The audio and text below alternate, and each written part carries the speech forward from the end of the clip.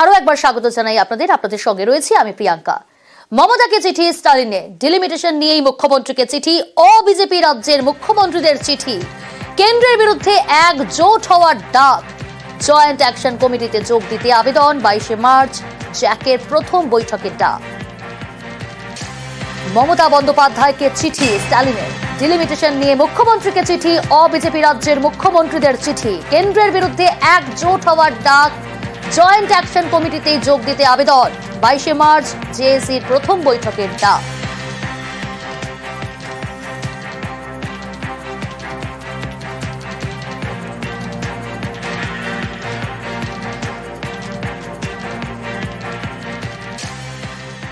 আলিপুরদুয়ারে আবার কার্ড ভূত, চাকরির নামে আধার কার্ড, ভোটার কার্ড সংগ্রহ, আধার কার্ড, ভোটার কার্ড নিয়ে বেপাত্তা প্রতারক চক্র, শহরের সব ওয়ার্ডে কার্ড সংগ্রহের ঘটনা। আধার কার্ড, ভোটার কার্ড, এই সমস্ত কোনো তথ্য এগুলো দেবেন না। রাজকুমার রয়েছে আমার সঙ্গে, প্রতিনিধি রাজকুমার। মুখ্যমন্ত্রী মমতা বন্দ্যোপাধ্যায়ের নির্দেশে বিভিন্ন জায়গায় ভোটার তালিকা কারচুপি বা গরমিল ঠেকাতে স্ক্রুটিনি শুরু হয়েছে, যাচাই শুরু হয়েছে। এবার থেকে আজব কাণ্ড দেখা যাচ্ছে, এই যে বাড়ি বাড়ি গিয়ে ভোটার কার্ড, আধার কার্ড সংগ্রহ করাচ্ছে, কারা করছে এই বিষয়ে এখনো পর্যন্ত কিছু জানা গেল? পুরসভার তরফ থেকে কি জানানো হচ্ছে? দেখো প্রিয়াঙ্কা, এই যে প্রতারক চক্র, সেই চক্রের কিন্তু এখনো হদিশ আলিপুরদুয়ার পুরসভা কর্তৃপক্ষ করতে পারেননি। যেটা জানা যাচ্ছে সেটা হচ্ছে এই প্রতারণা চক্র বিভিন্ন ওয়ার্ডে গিয়ে পুরসভার নাম করে মহিলাদের কাছে গিয়ে স্বনির্ভর গোষ্ঠী গড়া হবে এবং এই স্বনির্ভর গোষ্ঠী গড়ার জন্য ভোটার কার্ড, আধার কার্ড এবং কোনো ক্ষেত্রে কিছু টাকা পয়সা তারা তুলে নিয়েছে।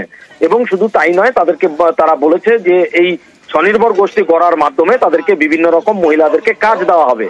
এই বলে কিন্তু ভোটার কার্ড, আধার কার্ড এবং কোথাও কিছু টাকা নিয়ে উধাও হয়ে গেছে এই প্রতারণা চক্র। এই বিষয়টি যখন পুরসভার কানে আসে তারপরেই কিন্তু পুর কর্তৃপক্ষ একেবারে তেড়ে ফুরে নেমেছে। প্রথমে পুরসভা মাইকিং করে প্রচার করে যে কাউকে ভোটার কার্ড এবং আধার কার্ড না দেওয়ার জন্য। তারপর উচ্চ মাধ্যমিক পরীক্ষা শুরু হওয়ার কারণে মাইকিং করা যাচ্ছে না, সেই কারণে পুরো চেয়ারম্যান থেকে শুরু করে কাউন্সিলর সকলেই বাড়ি বাড়ি এই যে ভূত যে কার্ড, সেই ভূত কার্ডের যে প্রতারক তাদের বিরুদ্ধে কিন্তু তারা প্রচার চালাচ্ছে এবং পুরো কর্তৃপক্ষ দাবি করছে যে এই যে চক্র, এই চক্রটাকে ধরার তারা চেষ্টা চালাচ্ছে। এখন পর্যন্ত তারা তাদের আইডেন্টিফাই বা চিহ্নিতকরণ করতে পারেননি। প্রিয়াঙ্কা, বেশ, ওরা বলছে কিছু মহিলা বা কারা সেলফ হেল্প গ্রুপের নাম করে বাড়িতে আসছে, এসে বলছে আমাকে ভোটার কার্ড দাও, আধার কার্ড দাও, আমি তোমাকে ব্যবসা করার ব্যবস্থা করে দেবো, মশলা পাটির এরকম আছে। কখনো এরকম দেবেন না। এরকম হলেই সঙ্গে সঙ্গে কিন্তু আমাকে জানাবেন এবং এর জন্য পৌরসভার তরফ থেকে মাইকিংও করছে। কিন্তু কাউকে দিবি না কিন্তু একটা, এবং টাকা চাচ্ছে বলছে কাজ দিবে, এটা একটা ফেক বেরাইছে। কিন্তু আমরা মাইকিং করে বলে দিছি কিছু মহিলা বা কারা সেলফ হেল্প গ্রুপের নাম করে বাড়িতে আসছে, এসে বলছে আমাকে ভোটার কার্ড দাও, বলেছিল আধার কার্ড, পাসপোর্ট সাইজের ছবি, তারপরে হচ্ছে ভোটার কার্ড এসব লাগবে বলেছিল।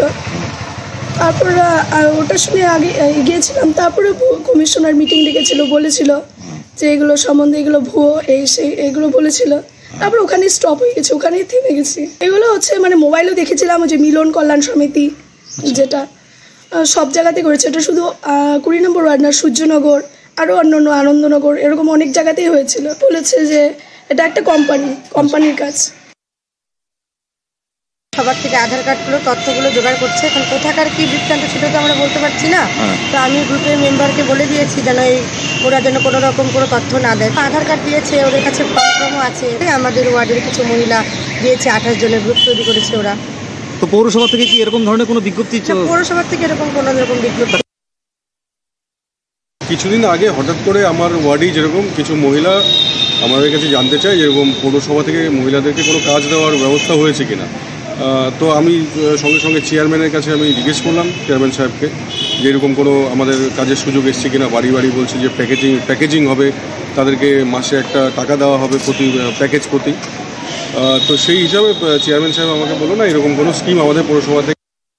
কাউন্সিলররা আমাদের কাছে অভিযোগ করে যে সেলফ হেল্প গ্রুপের নামে মানুষের কাছ থেকে আধার কার্ড এবং ভোটার কার্ড, ব্যাংক অ্যাকাউন্ট এবং 150 টাকা করে নেওয়া হচ্ছে।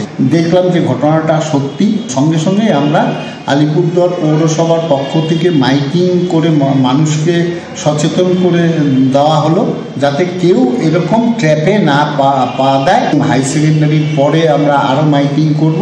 আমরা বিভিন্ন ইলেকট্রনিক্স মিডিয়া, প্রিন্ট মিডিয়া এবং আমাদের যারা কাউন্সিলররা আছে তারা মানুষের বাড়ি বাড়ি গিয়ে মানুষকে সচেতন করছে যে এই প্রলোভনে যাতে কেউ পা না দেয়। বাইরের থেকে আছে, এটার মধ্যে আমরা তদন্ত করছি। আগামী দিনে এই সত্যতা অবশ্যই সামনে আনবো।